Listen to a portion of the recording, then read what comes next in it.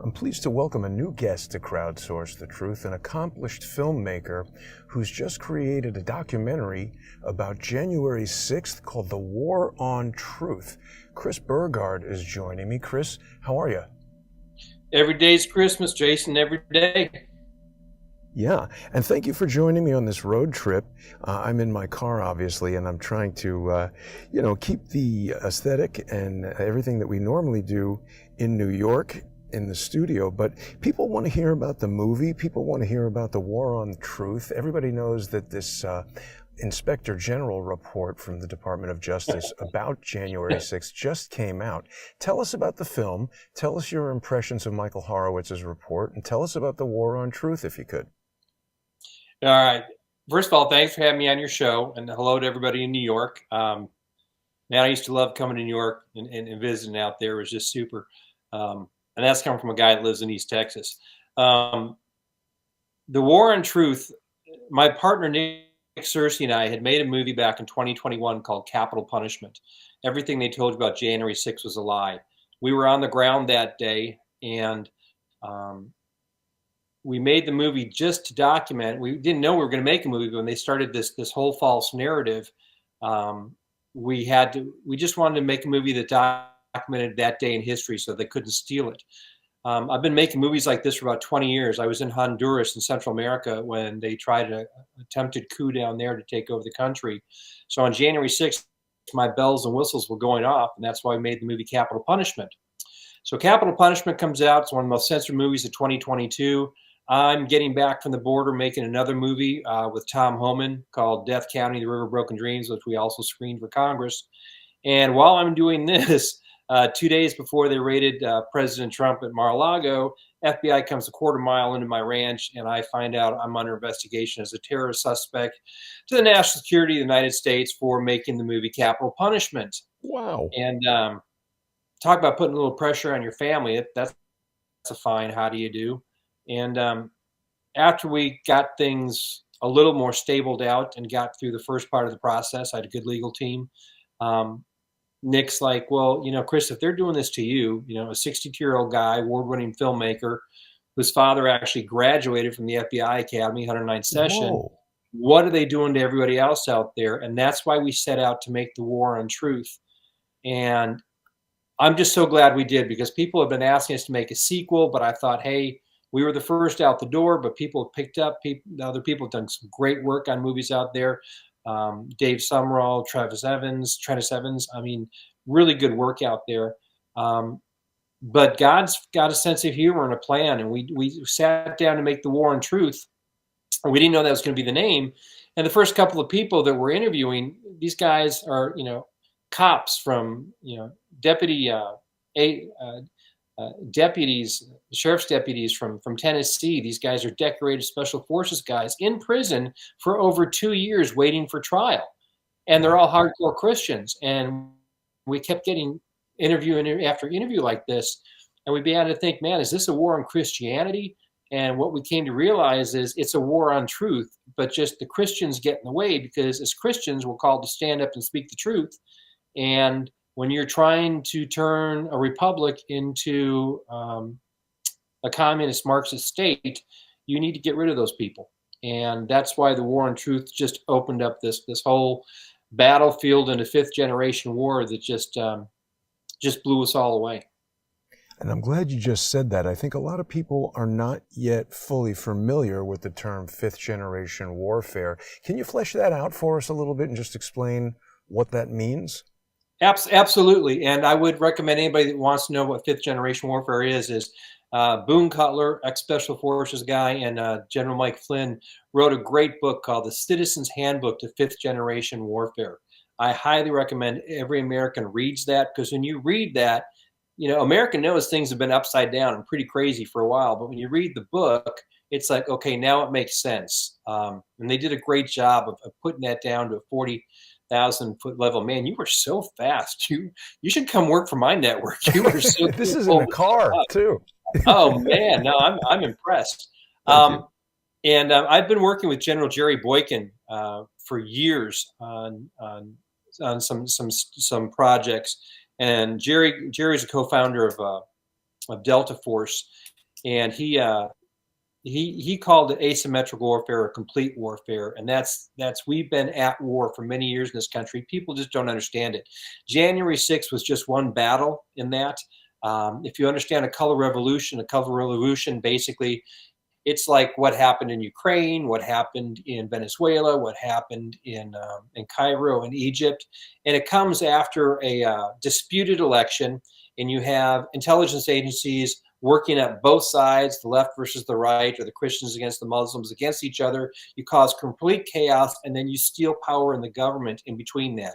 And that's what we saw happen on January 6th.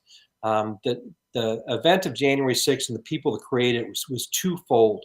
It was, first of all, the main thing was they needed to stop the investigation into the contested ballots in the swing states. That was a number one job.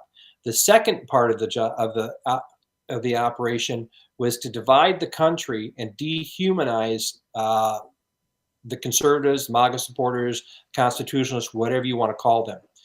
And there's precedent for this. You know, back in Germany, how could good, educated people let their countrymen who happen to be Jewish get on trains and go there? Well, because you dehumanize them. You dehumanize them to the point where, well, they're those people. They must be worth it.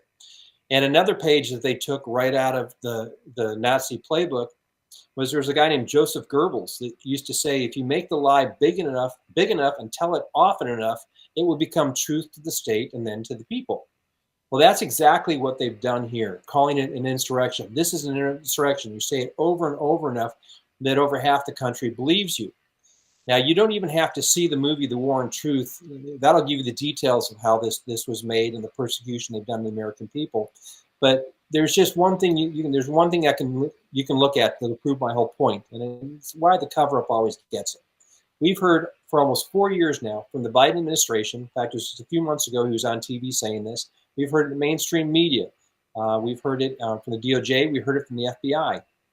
And they say this: 5 law enforcement officers lost their lives on January 6th. 5. They died. That's a lie. Officer Brian Sicknick, who everybody we interviewed in the Capitol Police on Capitol Hill, said he was a wonderful man.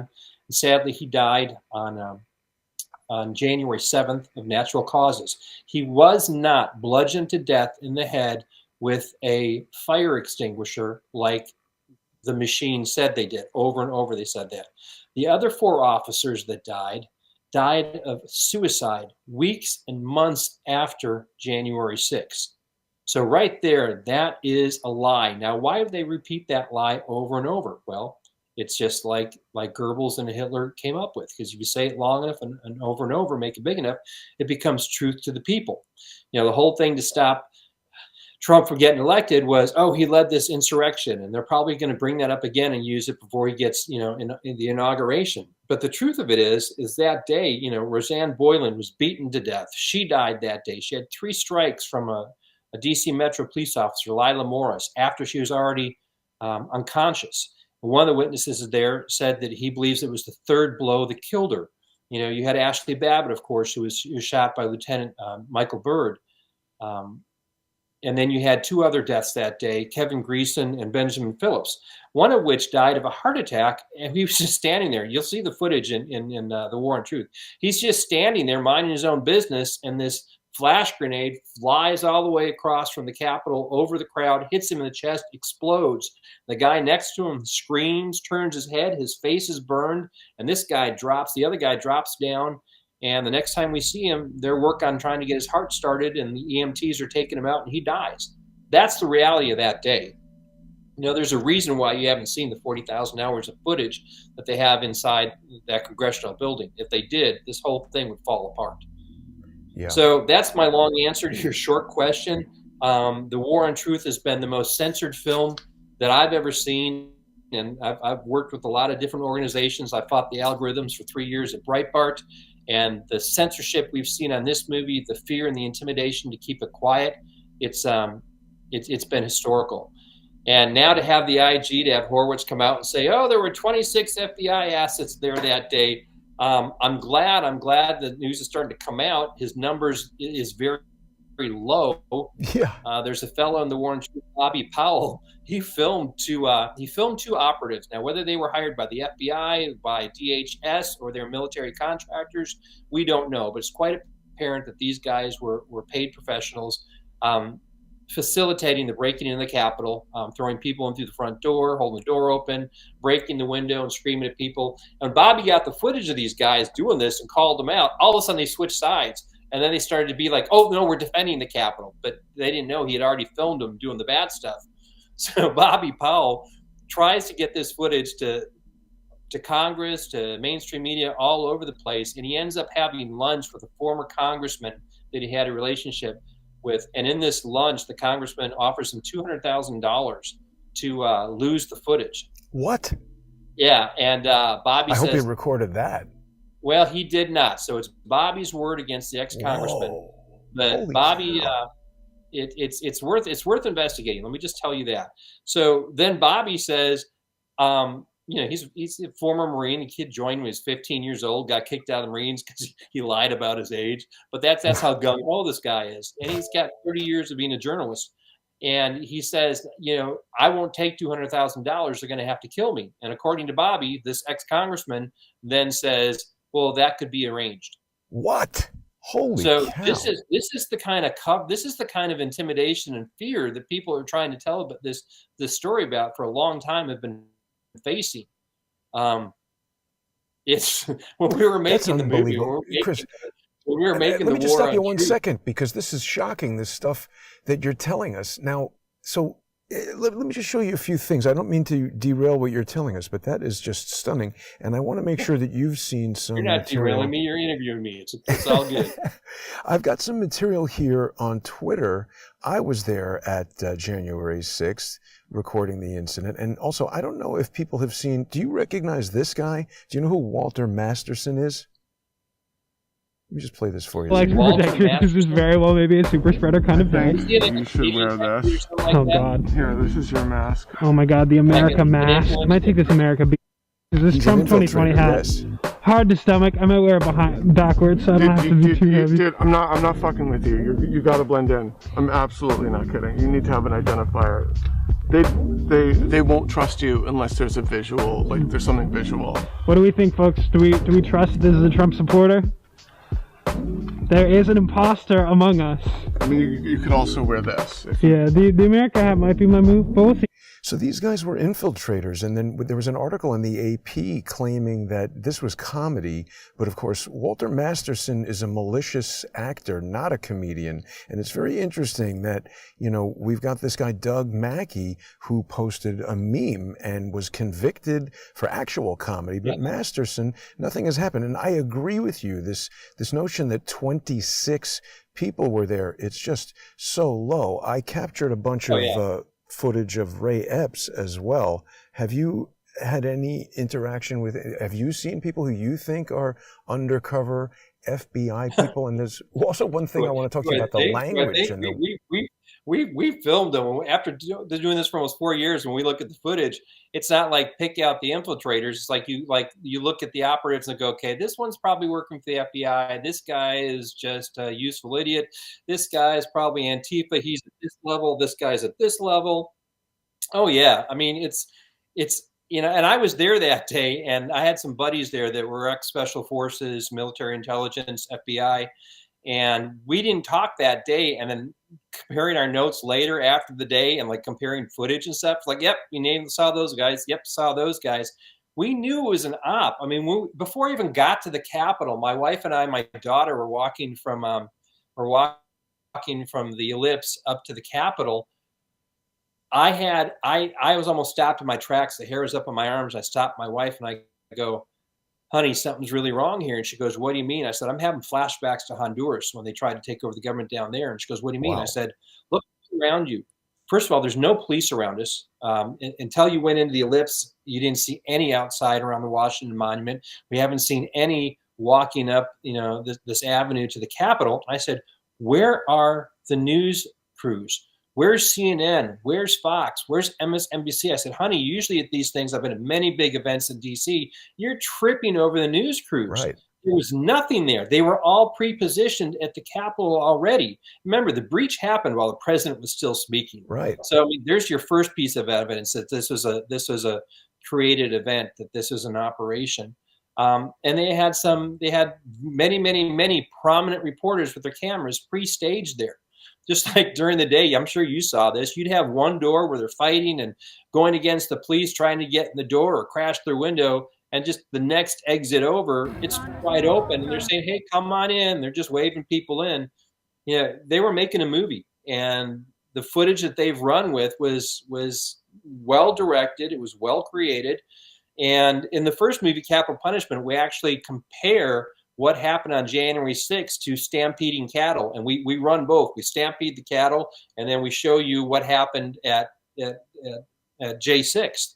And it was an extremely well-run psychological operation, run with military precision. And when you're doing something like this, you don't need to convince everybody there to turn insurrectionists. You just have to have enough people trained in the right places to harness the energy of the crowd. And then you get the couple people in the police attacking innocent bystanders, which people from the South, people from Texas, when they see a woman being beaten, when they see kids being harmed, they're going to step in and do something. Those people didn't come there to do violence, but they get tricked into it. And what America needs to understand, that's a good shot of you. What America needs to understand, and I'm going to quote former Capitol Police Lieutenant Tariq Johnson, who's an absolute hero. We need to talk about what he did that day that changed history. As Tariq Johnson said, everybody on the ground that day was set up. The Capitol Police were set up. The MAGA people were set up. They were all set up. This is what in the intelligence services they call a captured operation. That's what happened on January 6th. I totally agree. I want to show you this one sequence here that we got that's quite interesting. I just want to make sure. Here we go. So this is, because this goes to the 26 different, they're saying CHIs. I've named today's episode 26 FBI UCOs, and people might say, hey, that's inaccurate, Jason. These are confidential human informants. But just so your audience understands, CHI, confidential human informants, that's another word for spy or operative. Right. And the point is, I named it UCO, which is an undercover operative. And I know that's technically... Yep. Well, but it's technically wrong. Like if you asked Christopher Wray, he would say no, because that's a specific designation within the FBI. So when you listen to him being questioned, he's a lawyer. And when they ask him, hey, were there agents there? Well, no. An FBI agent, that's a specific job. But if you're just a loser who gets arrested in 2017 and then signs a plea agreement with the Department of Justice, where part of the agreement is you're going to do what we tell you to do, you could become one of these confidential human informants, but it's not necessarily limited to just providing information. Sometimes they interact with people and do all kinds of weird things. I want to show you this clip because there's a couple people here of interest. And first of all, we've got this guy holding this sign. Now, obviously, that projects an image of a certain kind. Do you recognize this person? Okay, so let's stop on him right there. Let's stop right there on this guy. All right, he's holding up a sign saying F Antifa. And a lot of people were chanting that day. You have to remember, there had been two previous incidents in D.C. in the weeks and months prior to this where Antifa, they went after Rand Paul. They went after senior citizens and women sitting at restaurants. So people came there with the mind that they needed to protect people from Antifa. But I'll tell you what's wrong with this guy right here. If he was a real Trump supporter supporting Antifa, one, his Trump hat, his Trump scarf wouldn't all be brand new. Two, he wouldn't have his face covered. He would be sitting there just sitting. Now look who's over his right shoulder. You see that? It's Ray Epps. It's Ray Epps. Now, when you'll see in The War and Truth, Ray Epps, he kept saying that he was there alone, or he was there with his nephew, but that he was just alone trying to get people going. This is a guy that knows how to work as a crowd. This is a guy that's used to having people follow his orders. If there ever is an investigation into Ray Epps, you should check into not only what he did that day, What did he do in the military? What did he do when he got out of the military? Did he do any contracting? What is he doing for a living now? I don't think it's the 5-acre farm in Arizona. I don't think that brings enough money for his lifestyle. Check in, see what his wife did. Did his wife ever work for any banks? Did these banks, are they ever known in the intelligence community for funding black operations? There's a whole list of things you need to go into this. Go into John Sullivan. What did his stepfather do, or his adopted father? Who did he work with? Did he know Ray Epps by any chance before this whole thing started? That's the kind of questions you would ask in a real investigation. Then you would go into, in a real investigation, you would look into, well, who else has done color revolutions and worked with this? Possibly people in our own State Department, possibly people in the Clinton-Obama administration. Was the takeover... Oops, sorry. I just wanted you to see this close up. Sorry, continue, please. In a real investigation, I'd like to see people asking questions like, were any of the same players involved in January 6th? Okay, that's an operative. That's an operative. Absolutely. Right. I met this guy in Staten Island. He's making hand signals. Yeah, usually guys like that, he'll have in his right ear, he'll have a headset. They'll say, oh, film this guy, do this. You know, this guy, what I think he's probably doing right there is he's getting ready to film people that this guy gets going and gets up, okay? Now that fella in front of him, the guy that's walking, see, that's more kind of like, what? Yeah, this is, and there's Ray. These guys are all in the same area. They may have the same people speaking in their heads. It's just like when Antifa, we run the Antifa guys, you'll see in The War on Truth, we filmed a couple, or two people pretending to be a couple, but you could tell by the body language they weren't. They were under some trees and bushes, changing out of black bloc Antifa clothes into Trump supporter clothes. And then they were trying to get my wife and I and my daughter to attack the police. And that didn't work with us. They tried going to the rest of the crowd, and I filmed them on camera. We called them out as imposters, and then they took off. They take off. There's a guy going behind him dressed just like the fellas you just showed me, and he's got a thing in his ear, and he's like their quarterback. So they go in squads and little teams, and he was their quarterback. He was the guy that was running that cell. Now, a few minutes after we ran into those people and filmed them doing this, I ran into FBI agents on the ground. Now, remember, my dad graduated from the FBI Academy, 109th session back in 1978, 77, 78. It was a big deal. So I looked at FBI as good guys. I grew up my dad's buddies. I asked them, I said, look, you've got bad guys here trying to create violence. They're wanting people to attack cops. You want me to show you where they are? No, we're good. Would you want to take a report? No. Well, I've got footage of them. Do you want to take some stills? No, we're all good. And I thought, okay, well, there's not going to be any problems today. Because remember, we're on the outside. We didn't know what was going on in the Capitol at this time. They didn't want to have that. So then a few weeks later, you see Chris Wray in his first appearance of one of several where he lies to the Congress and the American people when he's asked, and he says specifically, and this is lawyer speak, he says, we did not see any Antifa or BLM or anarchist activity of any groups of any time that time, evidence of that any time. Yeah, he didn't see the evidence. Yeah, well, okay. Well, we saw them. We filmed them. They filmed themselves. In the case of John Sullivan, he filmed himself and bragged about it.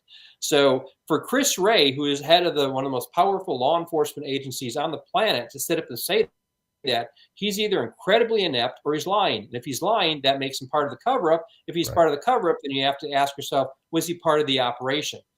And keeping that in mind, what people shouldn't do is get too focused on just the FBI, because there were other agencies and there were other players that were at work that day that were there. And hopefully someday we'll have a real investigation in this, and people way above my pay grade will be able to figure this stuff out. But it's interesting. What I'm seeing now is the way Americans are being shown this. It's a little piece at a time. And what was conspiracy, I saw this meme yesterday. I just cracked up because it's so true. What's the difference between a conspiracy theory and reality? And the answer was about 6 months. Yeah, you know, exactly. And that's what we're seeing. Yesterday's conspiracy theories are today's spoiler alerts. So it kind of feels like, you know, there's big intelligence assets on both sides of this working it, and the rest of America is being brought up to speed. And it's really important that we educate and bring America together. I have an old roommate of mine. back in Hollywood. I was in Hollywood for over 30 years, and I hadn't talked to her in a while. And we were talking, and she hadn't seen my last couple of movies. And I said, well, at J6, yeah, I was there. And there was dead silence. She goes, Yeah. what do you mean you were there? I go, yeah, I was there with my wife. I was there with my daughter. And she just didn't talk for 2 minutes. She goes, I can't believe you're an insurrectionist. I can't believe you went there to hurt people and take down the government. She thoroughly believes all the propaganda that's being put out. And this is a well-educated, out-of-the-box thinking, wonderful woman, but she watches ABC, CBS, CNN, and MSNBC. She thinks she's really informed, and what she's done is she's been brainwashed. Yeah. But truth is a funny thing. It has a way of coming out to the surface when you put a light on it. Yeah, facts are stubborn things, but I'm in the same boat as you. Friends from LA are basically, they've gone insane. There's one last thing I want to tell you about that crew of people that we saw with Ray Epps. The guy holding the Antifa sign is Jonathan Lee Riches. He's not just some random guy. And I don't know if you've heard of this guy, but he's a convicted fraudster known for the many lawsuits that he's filed. And this guy is in the Guinness Book of World Records as, I think, the most litigious guy in the world. Since January 6th, he's filed over 2,600 lawsuits in federal district courts across the country. Yeah, he was somebody we actually were going to put him in the movie because of even me talking about him on this thing made me the 2001 case. And we actually thought about putting him in the film, but because he is so litigious and what his background is, we're like, you know what, there's too many other people we can prove who they are and just let the truth speak for itself. I don't need to be sued trying to get this movie out. Isn't it interesting, though, that they allow certain people to do this? I've been being sued for the past 8 years by a guy named David Swigert, who is the brother of George Webb, who you might have seen at January 6th. And I believe that George is an FBI George Webb, the journalist? George Webb, the journalist? I don't know if he's a journalist, but yes, that's the guy. Is this the guy that a few years ago was breaking the stories about Imran? What's the blonde Democratic congresswoman out of Florida? Debbie Wasserman Schultz. Gave all the information to the Pakistani intelligence agents. Debbie Wasserman Schultz. Yeah. Is that the same guy that broke that story? It is. That's him. Okay, and you're thinking he's who? I think that he is working for the FBI, the DHS, something like that. I've got quite a lot of experience with George. His brother has been suing me for the past 8 years, and here he is at the Capitol with Ann Vandersteel. Why is his brother suing you?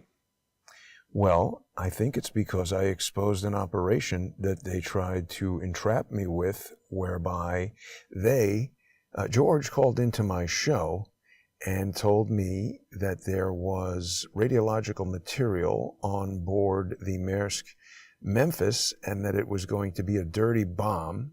And if somebody didn't call the port of Charleston and tell them that it was going to be, a huge big deal. They were trying, it didn't make sense to me that George wouldn't just call the Coast Guard himself. He was trying to get me to call. And I'm from New York, so I'm slightly difficult to trick sometimes. And, it's, here's Time Magazine talking about it. Let's see. Got to be a conspiracy theorists' dirty bomb tip shut down South Carolina port overnight. And this is talking all about, look, at 3:30 a.m. Isn't that interesting? I believe 33 is off. Who sent the tip in? It wasn't you. So was it his brother that sent the tip in? It was George. They were trying to entrap me. I've come to believe that the purpose of this was to position me as the person who was creating a bomb hoax and then to basically ruin my life by putting me on trial for 5 years or so, and then to have the outcome be, hey, we can't have morons like Jason running their own news site. We need the FCC to give journalism licenses, and we need a disinformation governance board, and we need to censor the internet. This happened in 2017, remember? So the notion that saying certain things would get you kicked off of Twitter or YouTube, nobody had really experienced that yet. And I believe that this incident was intended to usher in this new era of censorship. And when they failed to get me to call the Coast Guard and say, hey, there's a dirty bomb, the plan did not work. See, I've come to believe, Chris, that they need to manufacture Good these. for you for having that awareness. Yeah, they need to manufacture these certain pieces of key evidence. In other words, if they had a recording of a phone call of me calling the Coast Guard and saying, hey, there's a dirty bomb on the Maersk Memphis, that phone call would have been played on CNN. It would have been played at my trial. It would have been played ad nauseum along with the headline that Goodman called in a bomb hoax. And with that evidence and that claim, it would have been very easy to convince large numbers of people that that was true. Similarly, I believe in 2015-16 timeframe, remember this guy Felix Sater, who was supposed to be making the Trump Tower Moscow deal? He was emailing Michael Cohen saying, hey, we've got to get Trump to Russia. I can get Ivanka to sit in Putin's chair, and we're going to get our boy to be president. This all became evidence in this Stormy Daniels trial where, you know, Michael Cohen's getting all these emails from Felix Sater. But Trump never went to Moscow, so they didn't have this key piece of evidence, which might have been surveillance footage, CCTV footage of Trump walking into a hotel. Then you juxtapose that with footage of Svetlana the hooker walking in. You depose her. She says, yes, Trump had me urinate on the bed. And suddenly they've got this key evidence that nails the guy. But absent that key evidence, they have a problem. So when people review these articles, the New York Times has a big article about this. Here's Time Magazine. Doesn't mention me at all. It mentions George Webb. But even though this took place on a YouTube channel called Jason Goodman, the FBI never contacted me, they never questioned me, and in fact, years later, when I called the FBI and asked them why they hadn't even questioned me about this, they became very nervous and hung up the phone, and that FBI office has never taken another call from me again. I think the only logical reason that they didn't question me, Chris, is that that was also an FBI op, and as soon as it got screwed up, they just had to cover it over. Well, one, I think God was watching over you and put, you know, whatever experience you had up to that moment that probably saved your butt. Your story falls very much in line with many other stories. And, you know, they may want to prosecute you, make you look bad. They may want to put the pressure on you to turn you into being an operative that you would now then work for them. Exactly. That's when the FBI came to my ranch. It's like, why didn't they go after my partner, Nick, who's a big TV and movie star? Why did they come after me instead? And what my attorneys counseled me was, it's a fishing expedition. They want to get you. They want to scare you, get you on the hook. You know, you're friends with General Flynn. You've done 3 projects with him. You saw what they did to General Flynn, said he lied to the FBI. He went through all that stuff, bankrupted him, was going to throw him into prison. And they can say the same thing to you. They come down to you. They investigate you. They interrogate you at length. You say one thing that can be sued as being incorrect, lying to the FBI. Now they've got power over you to turn you in against and go after you and find out who you're going after. Absolutely. And that's their key MO. I can tell you're pressed for time. I hear your phone ringing. What I'd like to do before you go. Sorry, And no, that's totally okay. I know you're very busy, but I just want to share the trailer with everyone and remind them that they can go to the warontruthmovie.com and watch the film. Let's just run the trailer real quick for everybody right here, if that's all right. Sure. I didn't want to make this too painful. I don't think our conversation is going to take probably more than 5 or 10 minutes. You know what you do after the FBI investigates you for making a movie about January 6th? You make another one. With investigations related to child sex trafficking, have you reassigned any of these agents? I don't believe we have reassigned people away from child exploitation. Lie. So to be clear, the FBI moved you off a pedophile task force to a January 6th task force. Yeah.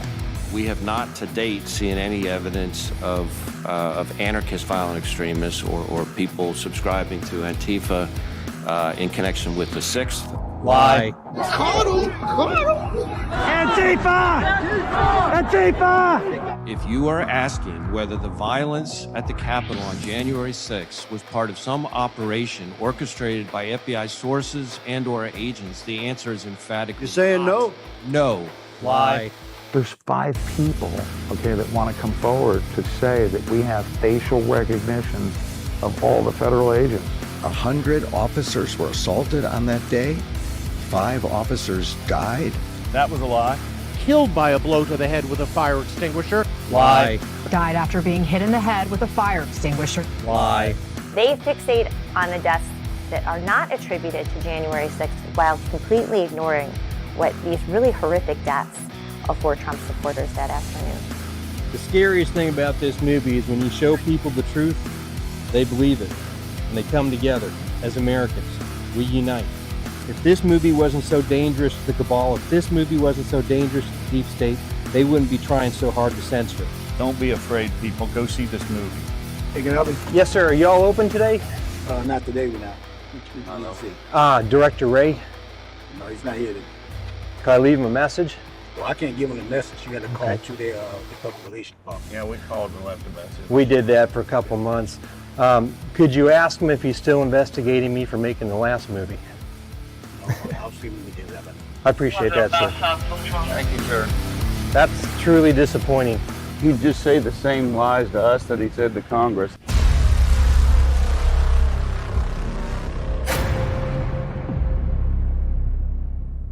There you go. So, Chris, it's a really great trailer. I think people are going to be excited to go to the warontruthmovie.com. Anything you want to say before we go? No, a couple of things. As you've brought, and thank you, this interview is great. Being able to sit down with somebody that's had similar intelligence, targeted type experiences, this is awesome. We should start a club. I'm sure your emails and your phones and all that stuff's compromised as well. But you're still walking around, you're still alive. I've lost 7 good buddies doing this stuff in the last 20 years. Aren't so lucky. And I want America to know that Nick Searcy is just one of the bravest, coolest guys out there, and the crew that helped me make this movie. Stuff happened making this movie that was scary, and none of them quit. They just kept going. So the more eyeballs we get on this, the faster we can help the country. And it's interesting. If anybody in your audience knows folks that are very liberal or on the left or hate Trump, just see if they can get them to sit down for 2 hours and 3 minutes to watch this movie. Because when liberals see this movie, it just blows their minds. In the first movie, in our test screenings, they didn't cry, a lot of them, when Ashley Babbitt died, but when her dog died of a broken heart, they lost it. And that was the emotional trigger that opened their eyes to say, wow, if they've been lying to us about this, what else are they lying to? Same thing in the War on Truth. When you see a single mom from Minnesota with biracial kids physically try to stop 2 of the undercover attackers attacking the Capitol building, and in return, she gets beaten by a DC Metro police officer 31 times in the head with a metal baton, just cracks her face open. When they see this happen to a poor single mom like that, and that's the truth that they haven't shown you, it devastates them, and it opens their eyes. And we're all Americans, guys. We're all Americans. We've been played against each other for years. They've tried to get us to civil war, but we haven't gone there. And so now's the time. Let's just all look at the truth. Let's talk about the truth, and let's move forward together. So if you think you know everything about January 6th, you don't until you see this movie. And once you see this movie, you're going to be a warrior in the war on truth, because you're going to have a responsibility to share the truth with others, family members, friends, maybe a neighbor that doesn't even like you. But we're in the middle. I mean, you have to understand, and you know this, Jason, knowledge is power, and we are engaged in the greatest information war this country has ever seen. So when you see the truth, you now become a truth warrior. You need to stand up in the war on truth, and that's how we win this thing. Well said, Chris. I want to thank you again for joining me and remind people to visit the warontruthmovie.com. Also want to remind people that they can sponsor Crowdsource the Truth by going to odyssey.com/@crowdsourcethetruth, crowdsourcethetruth.substack.com, and subscribestar.com and patreon.com/crowdsourcethetruth. Chris, I'd love to have you back real soon. Have a great weekend. Thanks for the movie. Thanks for everything you're doing, and thanks for coming on the show. Merry Christmas, Jason. Blessed to be on your show.